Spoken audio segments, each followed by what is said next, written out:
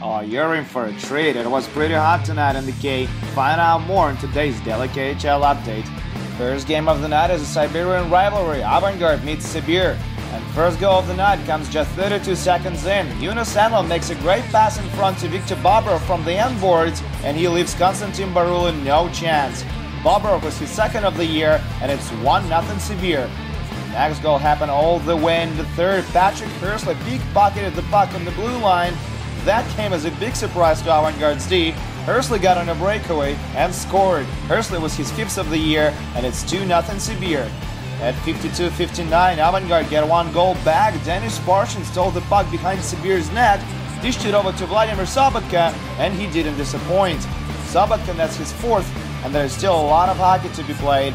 Sibir is going to win this one, though. Late in regulation, they get an insurance marker. Dmitry Kugrushev goes behind the net, throws it in the slot. Viktor Bobrov pulls off a soccer move. It takes a dozen deflections and ends up in the net. Bobrov's second of the night puts it out of reach for Avangard. 3-1 Sibir final.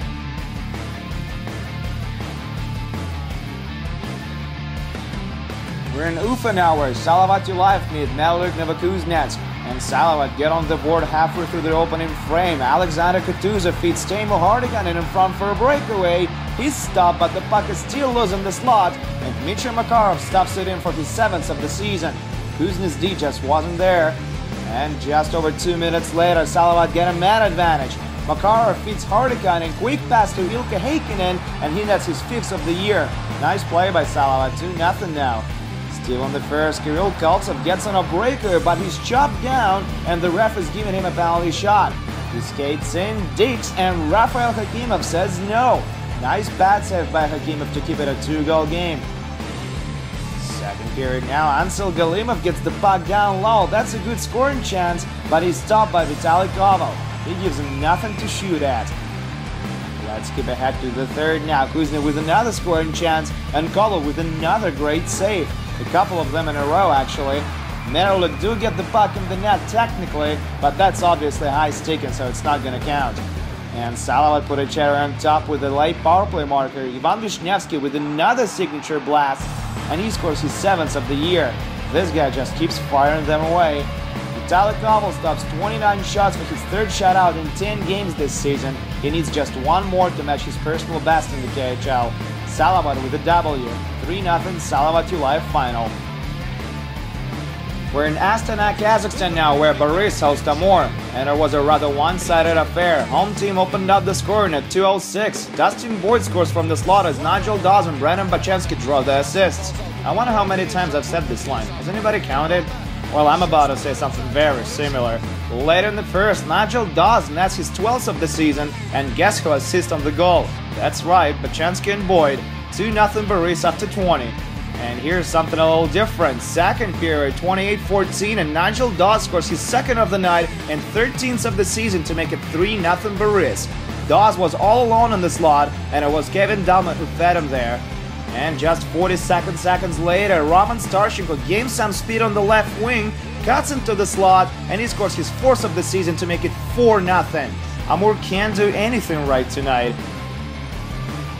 And early in the last frame, Dmitry Upper nets an absolute beauty, and that's gonna be just a perfect ending of the night. Amur lures their 9th consecutive game as Boris scores 5 unanswered goals.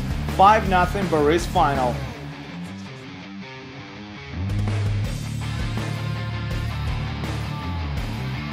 We're in Yaroslavl now. Lokomotiv hosts Severstal. First period, power play for Lokomotiv. Yunus Holos fakes a shot, goes for it a split second later. It's tipped in front by Martin Thornberg, and into the net it goes. 1-0 Lokomotiv. Moving on to the second now. Danila Palkov dumps the puck into the zone. Sergei Plotikov gets it on the right wing, centers it for Yegor Averin, and he delivers. Averin scores his 7th of the year, and Loko lead by 2 unanswered goals now. Actually, scratch that. Just 43 seconds later, they make it 3-0. Martin Thornberg with yet another tip-in in front. That's his bread and butter. Thornberg scores his second of the night and 6th of the season, and Jakub Stepanek's night is done.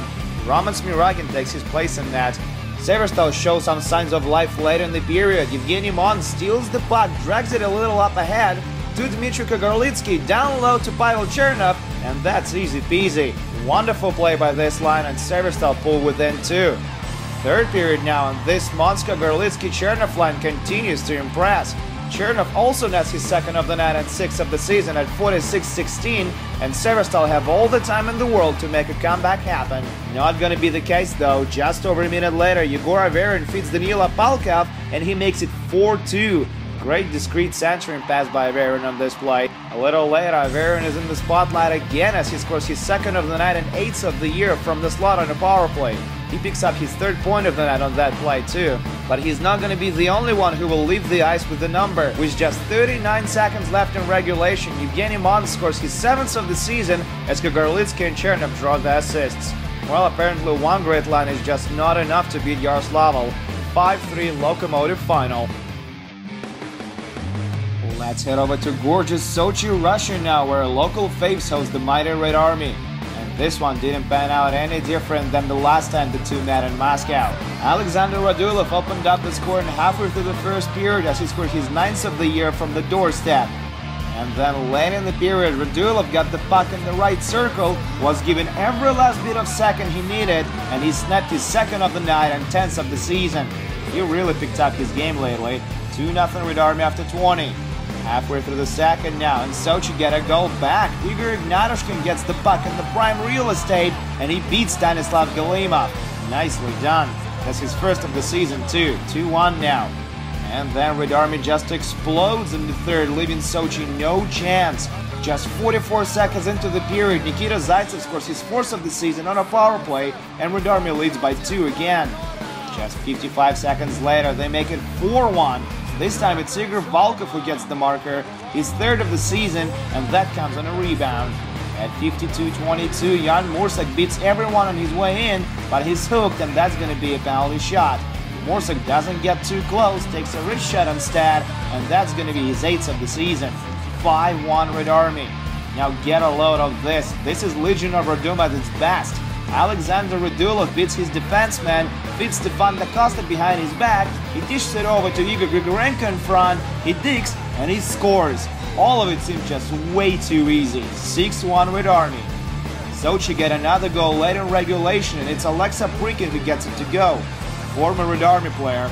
Ironic, but only to a certain extent. Sochi lose again and again by a large margin. 6-2 Red Army final. Next, we get to see Jonathan Chicha and Dynamo Minsk host Atlanta at their amazing home rink. Halfway through the first, Lars Haugen is way out of the net. Igor Radulov steals the puck from him, feeds Konstantin Koltsov in front, and there it is. Koltsov finally breaks the curse and earns his first point of the season. Couldn't have asked for more, obviously. A wide open net to shoot at. 1-0 Atlanta. Dynamo get it back before the first intermission though. At 14:47, Yevgeny Negachev winds up, takes a shot from the blue line, and it goes straight in. That's his first of the season as well. 1-1.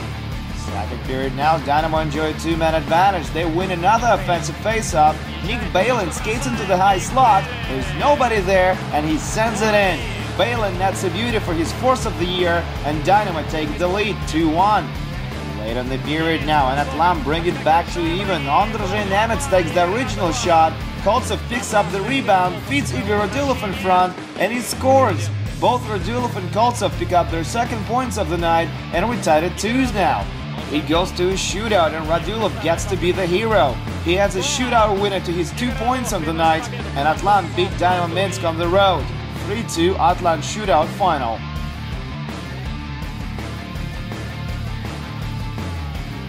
We're in Zagreb, Croatia now, where Ladislav Nagy and Slovan visit Medveščak, and it turned out to be pretty uneventful.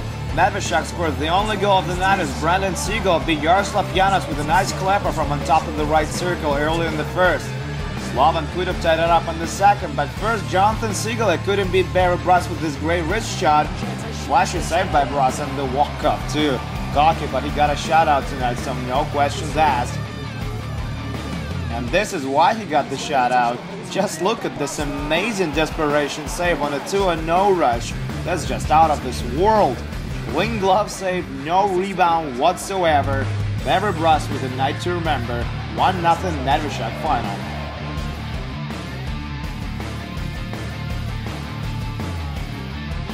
One more game to tell you about. Vytis overcame a 2-goal deficit with 3 unanswered goals in the third. Maxim Afinogenov scored the game winner with just 6 seconds left in regulation. Crazy. And that's it for your daily KHL update. 2 slow days coming up in the kid, but I'm sure there will be plenty of drama. My name is Andreas Sachnik, and I'll see you guys tomorrow.